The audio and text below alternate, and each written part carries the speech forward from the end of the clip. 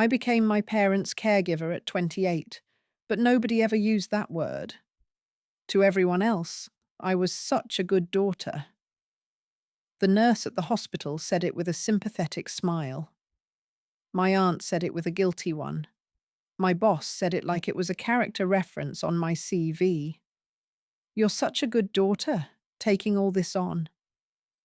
They meant it as praise. But at 3 in the morning, standing in my parents' tiny bathroom, holding a plastic basin while my father, who used to carry me on his shoulders, vomited because the new medication didn't agree with him. Good daughter didn't feel like a compliment. It felt like a sentence. This is the story of how, in less than a year, my life shrank to the size of my parents' house. How I turned into the person everyone relied on. How I burned out so quietly that even I didn't hear it. And how I almost forgot that I was allowed to have a life of my own. Chapter 1: The Phone Call and the Promise. I was at my desk in the open plan office when my mother called. She never called during the day. We texted, we sent photos, we exchanged memes. Phone calls were reserved for evenings and Sundays. So when her name lit up my phone at 10:37 a.m., my stomach dipped. I silenced it. I was in the middle of a meeting. My manager was pacing in front of the big screen, talking about Q2 targets and pushing harder. My team nodded, or pretended to. The phone buzzed again, and again. "Do you need to get that?" my co-worker whispered. I glanced at the display. Mum. "Probably just about the boiler," I muttered. "I'll call her back at lunch." I didn't make it to lunch. 10 minutes later, my manager's email popped up in my inbox, the subject line cold and sharp. "Call your mother. Urgent." He'd seen my screen when it lit up. He'd recognized the look on my face. His own mum had died the year before. I walked out into the stairwell and called her back. She answered on the first ring. "Lily," she said. Her voice sounded wrong, thin. "We're at the hospital. It's Dad." The world narrowed. "What happened?" I asked, moving automatically down the stairs, out the back exit, into the cold air. "He collapsed in the kitchen," she said. "I thought it was a heart attack, but they say it was a TIA, a mini stroke. They're still doing tests." I leaned against the wall. "Is he talking? Is he awake?" I asked. "Yes," she said. "He's joking with the nurses. You know him. But they want to keep him in. They're talking about rehab, physio. I don't know. I can't take it in." Her voice cracked. "I'm coming," I said. "Text me the ward. I'll leave work now." "You don't have to," she started. "You're busy, and the trains—" "Mum," I said. "I'm coming." I hung up, walked back into the office, and packed up my laptop with shaking hands. "I have to go," I told my manager. He nodded. "Family?" he asked. "Yeah," I said. "Go," he replied. "We'll figure this out later." It took an hour to get to the hospital. An hour of stale air and bad coffee smells and my own thoughts eating themselves. Dad was sitting up in bed when I walked in, hospital gown skewed, hair wild, a cannula taped to his hand. "Hey, kiddo," he said, too loudly. "They say my brain's misfiring. Nothing new there." Mum sat in the plastic chair by his bed, hands clutching a tissue. The relief on her face when she saw me was almost painful. "You came," she said, standing up as if she might collapse into me. "Of course I did," I said, hugging her. We stayed there all day. We listened to doctors say things like risk factors and lifestyle changes and support at home. We listened to a physio explain exercises. We listened to a social worker talk about ongoing care needs like she was reading from a script. At some point, Someone asked who would be there with him when he went home. Mum opened her mouth, closed it. The social worker looked between us. "Does he have family nearby?" she asked gently. Mum's eyes flicked to me. "She does," my father said, before either of us could answer. "She's right there. Our Lily. She always sorts things out." Everyone looked at me like I'd just been nominated for something. In that moment, saying anything other than, "Yes, I'll help," felt unthinkable. "Yeah," I heard myself say. "I'm here. We'll figure it out." The social worker smiled. "That's wonderful," she said. "It makes such a difference when there's a strong family support system." Strong family support system sounded noble. It also sounded like a full-time job. On the train home that night, I texted my boss. "It's serious. He'll need help when he's discharged. I don't know what that looks like yet." He replied quickly. "Do what you need. We'll cover you for a bit." For a bit. I took that as a promise. I didn't realize then that a bit would stretch and twist, swallowing months of my 20s. I also didn't realize that in the space of a single day, I had accepted a role that would quietly, completely rearrange my life. Chapter 2. One night on the sofa, then another. "I'll stay the first night," I told my mother when Dad came home. It sounded simple, reasonable. He'd been in hospital for a week. They'd got his blood pressure under control, fiddled with his meds, ran tests until his arms were a map of bruises. By the time he was discharged, he could walk short distances with a frame. His speech was a bit slurred when he was tired, but mostly the same. His jokes were worse, if anything. "He'll need supervision at first," the nurse said. "No stairs on his own. Watch for any new symptoms. Make sure he takes his meds on time." Mum nodded. She'd always been the one who handled the details, prescriptions, appointments, forms, but she was 62. Her own back hurt if she stood too long. Her hands shook when she was tired. She'd never say it, but I could see it. "I'll stay," I repeated, "just until you both find your footing." I packed a bag. I took the train out to the house I'd grown up in. One night on the sofa, then another, then a week, then 2. It's amazing how quickly just until becomes, "Of course I'm still here." I emailed my boss and arranged to work remotely for a while.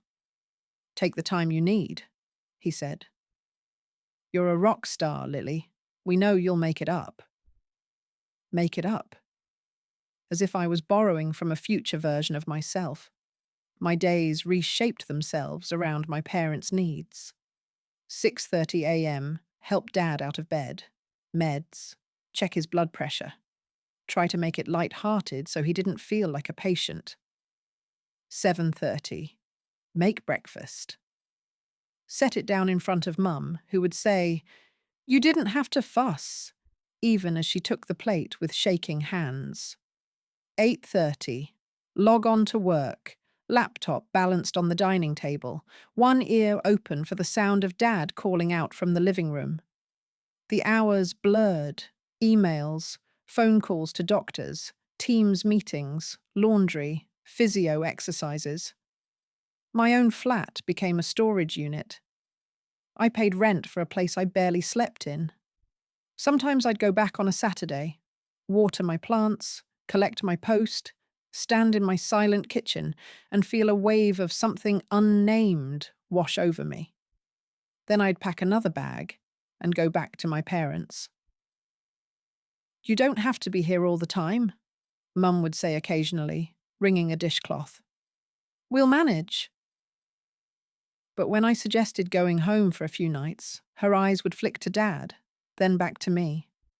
"Well," she'd add quickly, "maybe wait until after his next checkup, just in case."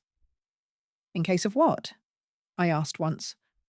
In case something happens, she said. Something. The word did a lot of heavy lifting in our house.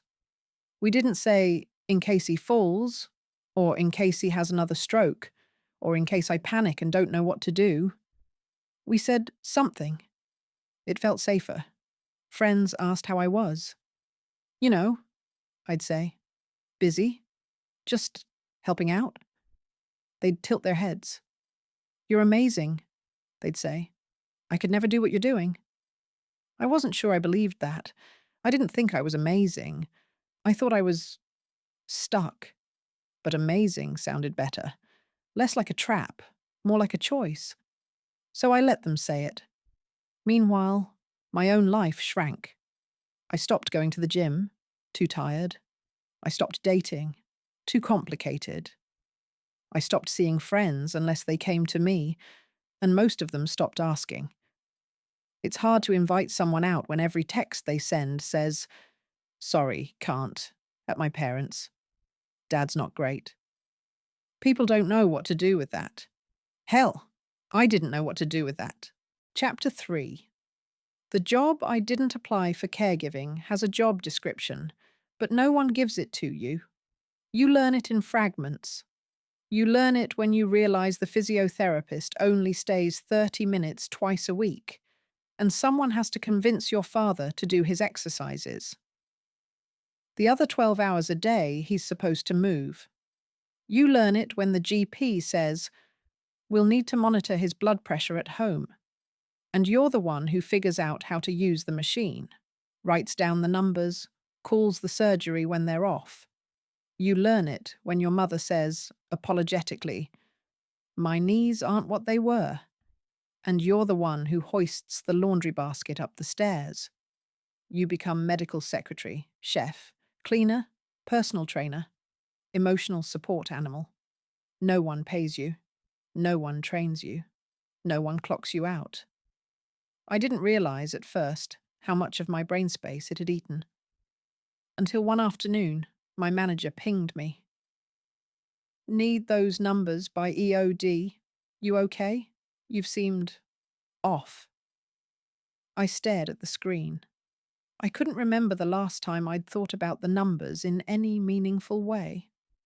I'd been doing the bare minimum at work, turning in things that were just good enough, hoping no one noticed. "I'm fine," I typed. Then, on impulse, I deleted it. Instead, I wrote, "My dad had a stroke. I'm living at my parents' place. I'm trying to work and take care of them at the same time. I don't know if I'm okay." The 3 dots appeared, disappeared, appeared again. "I'm sorry," he replied finally. "I didn't realize it was that serious. You should have said." "I did," I muttered to the empty dining room. But I hadn't. Not really. I'd said, "He's had a health scare. I'm helping out." I'd said, "It's a bit stressful." I hadn't said, "I'm drowning here, and every time someone calls me a good daughter, another little piece of me gives up." My manager suggested a formal reduction in hours.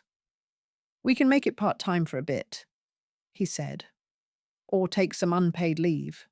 Whatever you need." I considered it. Less work would mean more time for my parents. More time for my parents would mean less money. Less money would mean what exactly? Giving up my flat? Moving back home permanently? Letting this become not just a crisis response, but my whole life? "Thanks," I said. "Let me think about it." I didn't want to admit that the idea scared me more than the burnout. That night, Dad had a bad turn. Not a stroke. A scare. He got dizzy standing up too fast, slumped against the wall. Mum screamed. I ran. We ended up back in A&E, fluorescent lights and plastic chairs and hours stretching like chewing gum. He was fine in the end. "Just a drop in blood pressure," the doctor said. "We'll adjust his meds." On the drive home at 3 in the morning, Mum stared straight ahead. "I don't know what I'd do without you," she said. She meant it as gratitude. I heard something else. If you weren't here, I couldn't cope. If you weren't here, this would all fall apart. I became, in that moment, not just a caregiver, but a single point of failure. And once you believe that, it's very hard to put the weight down. Chapter 4. The breaking point in the car park. Burnout doesn't arrive with a fanfare. It creeps. It shows up in tiny moments, like the day I forgot my own birthday. I woke up in my childhood bedroom, my phone buzzing. Group chat, uni girls, HBD Lils, miss you.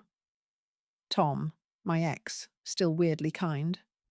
Happy birthday. Hope you get 5 minutes to yourself today. I blinked at the screen. Birthday. Right. I'd been so busy tracking Dad's meds and Mum's repeat prescriptions that the idea of a day about me felt irrelevant. Mum knocked on the door. Morning, birthday girl, she sang, carrying a tray with toast and tea. We didn't forget. I smiled. I cried later. A week after that, Noah came round. He's my younger brother. He lives 2 hours away, with a life that still looks like a life. Band rehearsals, pub quizzes, Tinder dates. He doesn't come often. Not because he doesn't care, because life is life. He brought cake. I can stay the weekend, he said. Give you a break. A break? I echoed. The word sounded foreign. Yeah, he said. You look like death, Lil. No offense. Charming, I said. That Saturday afternoon, I went back to my flat. I told Mum I'd see her Monday.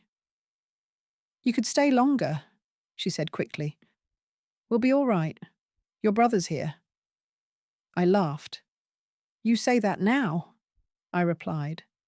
You'll be ringing me before I get to the end of the street. She didn't answer. At home, I unlocked the door and stepped into the quiet. The plants on the windowsill drooped. Dust coated the bookshelf. The calendar on the wall still showed a month 3 pages back. For the first time in months, I lay on my own bed. I stared at the ceiling. I slept. When I woke up, it was dark. My phone had 10 missed calls, 3 from Mum, 2 from Noah, the rest from an unknown number. My chest tightened. I called back. It was A&E. Your father's here. He's stable. Your mother is shaken. She gave us your number. I threw clothes on, grabbed my keys, ran to the car. The whole drive to the hospital, my brain screamed the same thing. You left. You left. You left, and something happened. When I got there, Dad was sitting up, grumpy. He'd slipped in the bathroom, banged his head. No major damage, just bruises. Mum sat in the corner, white-faced. You weren't here, she said, as soon as I walked in. The words were quiet, devastated. Not, I'm glad you're here now. Not, he's okay. Just the fact of my absence, held up like evidence. Guilt surged through me. I went home, I said. Noah was here. You weren't alone. She flinched. He was in the shed, she said, tuning his guitar. I was shouting and shouting. It took him ages to hear me. The implication hung in the air. If you'd been here, this wouldn't have happened. It might not have been true. He could have fallen while I was in the kitchen, or in the garden, or in the shower. But guilt doesn't care about logic. I slept in a chair by Dad's bed that night. The next morning, after they cleared him to go home, I went outside to the hospital car park. The sky was that particular flat grey that feels like someone forgot to turn the world on properly. I sat behind the wheel and, for the first time in a year, sobbed so hard I had to grip the steering wheel to stay upright. I didn't cry delicately. I howled. For the unfairness. For the exhaustion.